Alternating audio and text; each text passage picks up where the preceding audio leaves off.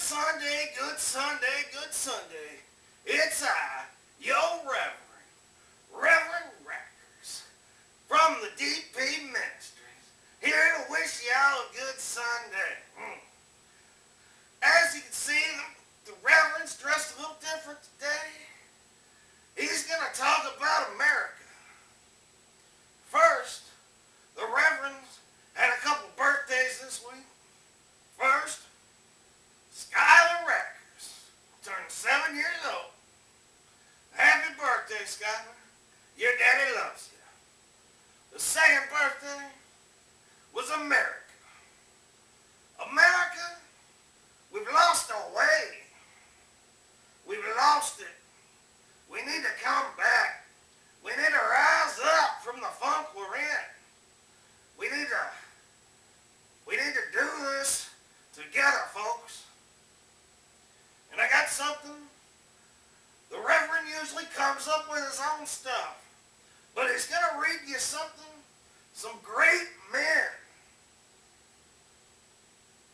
wrote July 4th, 1776.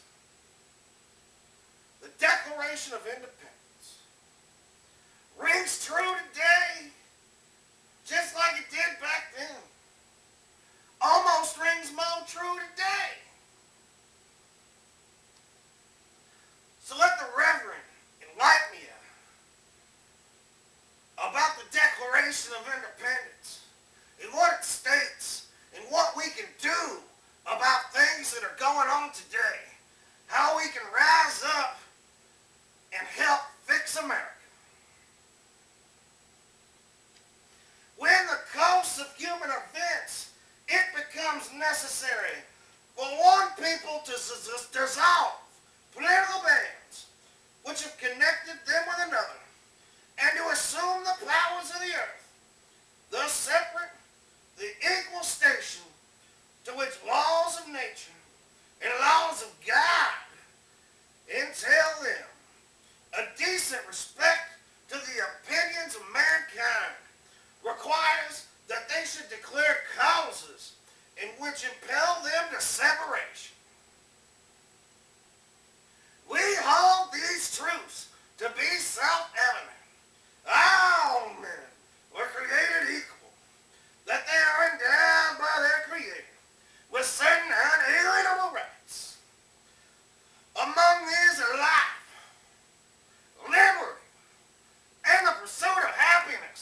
Can I hear it say life, liberty, and the pursuit of happiness? To secure these rights, governments are instituted among men, deriving their power from the consent of the governed.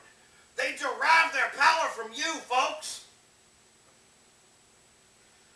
That whenever any form of government becomes too destructive of the ends, it's the right of the people to alter or abolish it. That's right, it's the right of you to alter or abolish it. And to institute a new government, laying its foundation on such principles and organizing its powers, indeed, that will dictate the government's long established, should not be changed for light and transient causes.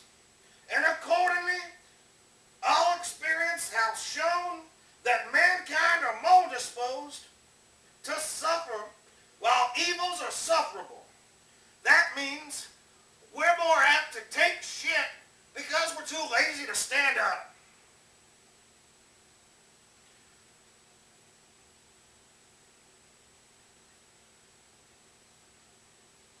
It's their duty to throw off such a government, to provide new guards for their security, such as them to alter their former system of government.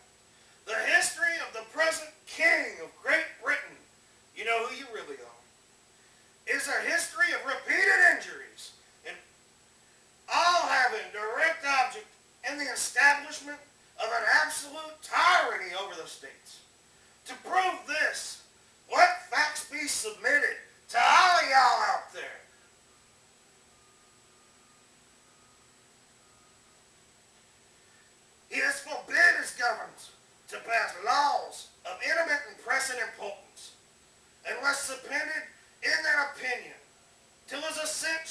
retained, and when so suspended, he is utterly neglected to attend. He has called together legislative bodies at unusual and uncomfortable and distance from the depository of their public records for the sole purpose of fatiguing them into compliance of his measures. He has dissolved Representative House repeatedly for opposing with manly firmness his invasions of the rights of the people. He has erected a multitude of new offices and hither swarms of officers to harass our people and eat out their substances. He has kept among us in times of peace standing armies without the consent of our legislators. He is effective to render the military independence and superior to civil power. He has combined with others to subject us to jurisdiction foreign to our Constitution. Sound familiar? And unacknowledgeable by our laws, given his assent to their acts, for quartering large bodies of troops among us, for protecting them by a mock trial from punishment for any murders for which they commit, for cutting off trade to all parts of the world. We can't just trade with everybody. For imposing taxes on us without our consent, for depriving us in many cases of the benefits of trial by jury.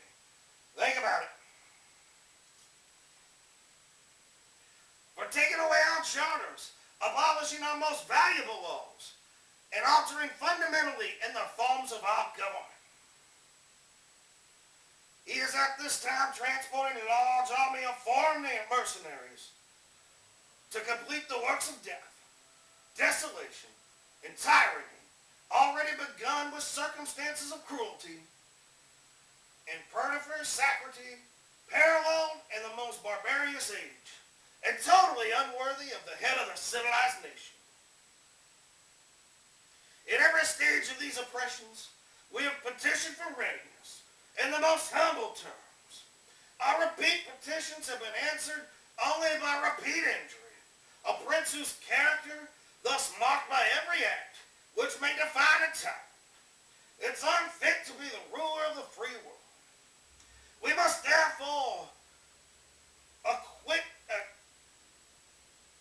therefore acquiesce in necessity, which denounce our separation and hold them, the rest of mankind, enemies in war, peace and friends.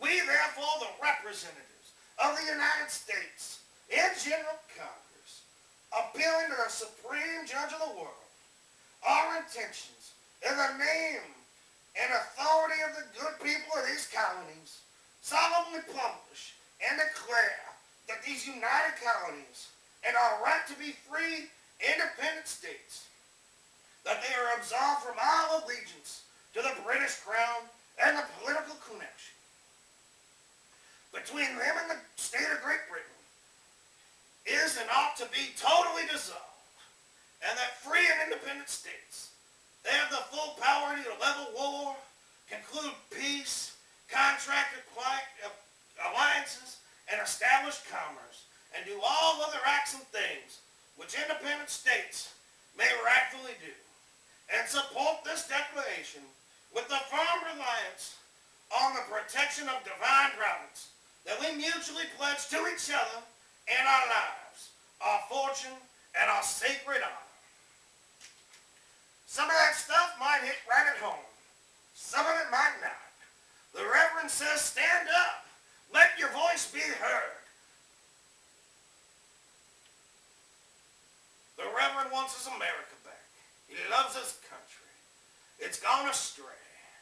He just wants it back, folks. Wants it back to the simple times. Happy birthday, America. And happy birthday, Skylar. I love you both.